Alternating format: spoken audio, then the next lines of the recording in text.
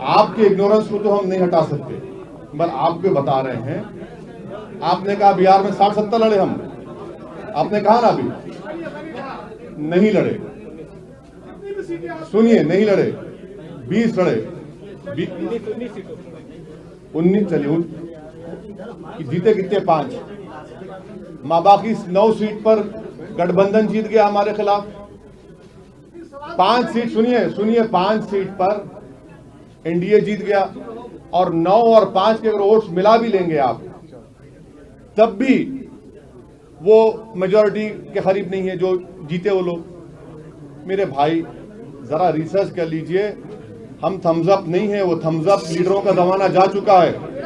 हाँ, आपका सवाल ये है, हम समझ चुके आपका सवाल ये क्या है, और हमारा जवाब ये है कि हम लड़ेंगे इलेक्शन। हम किसी के गुलाम नहीं है, जर खरीद गुलाम नहीं है कि उनको जिताएंगे। हम बहुत 60 साल से सबको जिता रहे, हम जीतेंगे इंशाअल्लाह। उत्तर प्रदेश का मुसलमान जीतेगा। कब तक हम इनको कंधों में बिठाकर, कभी अपना बेटा बनाकर, कभी अपना भैया बनाकर, कभी अपना नेता बनाकर, कब तक इन लोगों को जिताते रहेंगे? हम क्या कोई खरीदी हैं? अब हम वोट डालेंगे, हम जीतेंगे। संविधान में इनको इजाजत है, और इसमें पेट में दर्द क्यों हो रहा है? वैसे साहब, कल मोहन भागवत साहब ने पुणे में एक बार फिर से ये कहा है कि हिंदू और मुसलमान के पूर्वज एक थे। उन्होंने कहा कि हमारी एकता ही हमारा अतीत ही हमारी एकता का। मैं, हाँ, रणवीर साहब बोलिए ना। रणवीर, आप कहाँ हैं? रणवीर भाई दिख गए, आप बोलिए। मैं वो जवाब दे चुका हूँ सर उसको। बीएसपी को आप कह रहे हैं कि झोली भर भर के मुसलमानों ने वोट दिया। दोनों को पिछले 2019 के लोकसभा के चुनाव में CSDS का डेटा है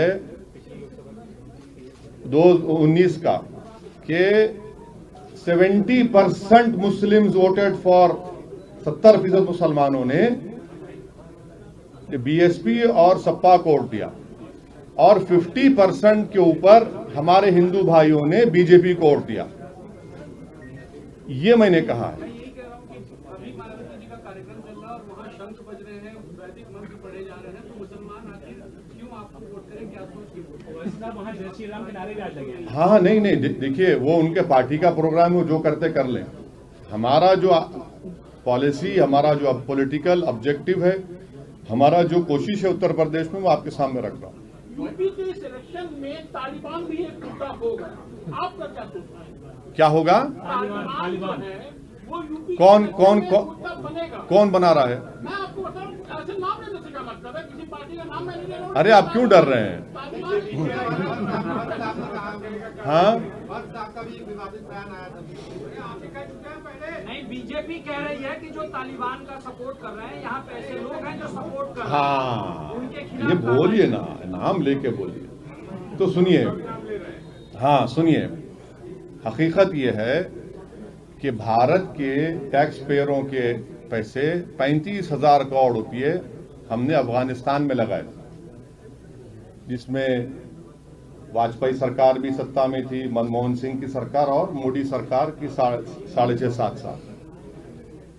ये 35,000 करोड़ में हमने डैम बनाए, अफगानिस्तान में हमने उनकी पार्लियामेंट बनाई, ईरान से छबार पोर्ट हम बना रहे हैं ताकि वहां से ट्रेड हो सके अफगानिस्तान में। अब वहां पर तालिबान आ चुका है, और पिछले 20 साल में हर साल हमने करीब 800 से 900 अफगानियों को अफगानिस्तान से भारत लाकर उनको एजुकेशन करवाया, doctor, engineer, Indian military academy में पढ़ाया। तो ऐसे 16,000 लोग हुए।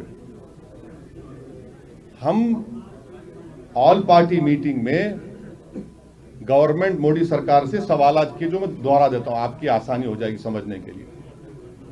मैंने ये पूछा कि क्या तालिबान एक टेररिस्ट ऑर्गेनाइजेशन है?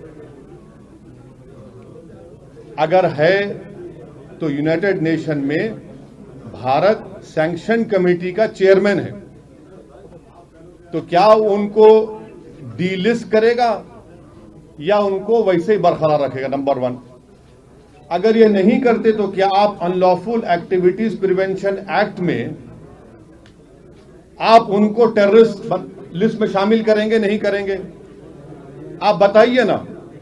और अगर ये भी नहीं करते तो फिर उनको खामोश रहना चाहिए।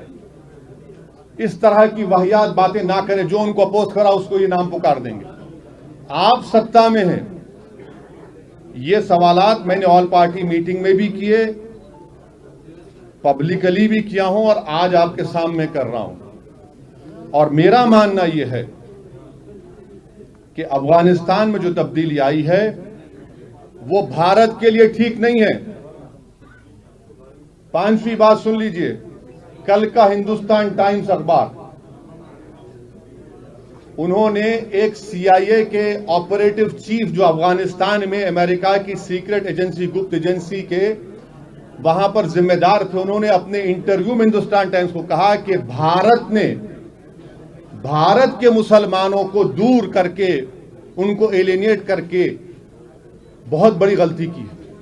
ये अफगानिस्तान के पस मंजर उन्होंने कहा, मैंने नहीं कहा। ये उन्होंने अपने इंटरव्यू में यह भी कहा कि भारत में ये रिलीजियस और नेशनलिज्म के नाम पर जो कुछ हो रहा है ठीक नहीं है। उनके अल्फाज हैं।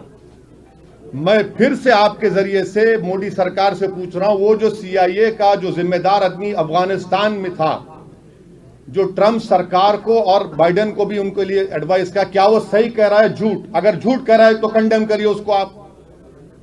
ये हमारे सवालात हैं। और जो कुछ अफगानिस्तान में हुआ है और होने जा रहा है, उससे पाकिस्तान को फायदा हो रहा है। बहैसियत एक इंडियन के ये हमारे लिए फ्यूचर में ये चैलेंजेस पैदा हो सकते हैं, जिसको सरकार को जवाब देना है। नहीं, आप मुश्किल पूछिए ना। आप कोई मैथ्स के टीचर तो नहीं है हमारे। बसपा जब मान लिया आपको अप्रोच करते हैं IMM को, तो क्या आप उनको अलायंस के लिए तैयार होंगे? किसके? सपा बसपा अगर आपको अप्रोच करते हैं कि अलायंस कर लेते हैं साथ में। सर पहले उनको अप्रोच तो करने दीजिए, हम तो बात करेंगे। हम तो बोल रहे हैं, हम बात करने तैयार हैं, वो बात तो करें ना सर। वैसे साहब, एक सवाल मेरा है कि जितनी भी विपक्षी पार्टियां हैं, हाँ? उत्तर प्रदेश में जितनी भी विपक्षी पार्टियां हैं, उनके पास संगठन है। समाजवादी पार्टी, बसपा पार्टी, कांग्रेस, जो भी है। आपको लगता है हमारे पास नहीं है? आपको लगता है हमारे पास नहीं है? उत्तर प्रदेश में नहीं, आपको एक दिन हम अपनी गाड़ी में लेकर फिरेंगे, 10-15 जिला लेकर जाएंगे और आप थक जाएंगे, इतना फिरेंगे हम। आपको बताएंगे संगठन कहाँ है। बिल्कुल है संगठन। आप अगर आप बात एक मिनट, अगर आप बात कर रहे हैं 2017 की तो यकीनन मानता हूं, मगर पिछले 2.5-3 साल में मैं, हमारे पार्टी प्रेसिडेंट शौकत साहब और तमाम जिम्मेदारान, डॉक्टर साहब हमारे उत्तरवाला के कैंडिडेट हैं, उन सब ने बहुत से करीब 40 से 50 जिलों में संगठन को अच्छी तरह मजबूत किया है, बूथ लेवल तक बनाने की कोशिश की है। संगठन है। 5 साल पहले नहीं था, मैं मानता हूं उस बात को, मगर अब है। लेकिन पिछड़ा वर्ग जो है, OBC है और अल्पसंख्यक जो है, वो रोडों पे दिखे, लेकिन आपकी पार्टी उनको समर्थन करती नजर नहीं आई। रोडों पे दिखे? अभी भी रोड पे हैं। किसने पार्लियामेंट में CAA का बिल फाड़ा? नहीं, एक मिनट, अखिलेश यादव ने फाड़ा, कांग्रेस ने फाड़ा? कौन? किसने राह दिखाई कि ये CAA का कानून दो मजहब के लोगों को, मजहब के बुनियाद पर देश को कमजोर कर रहा है? हमने कहा। आज भी हम साथ हैं।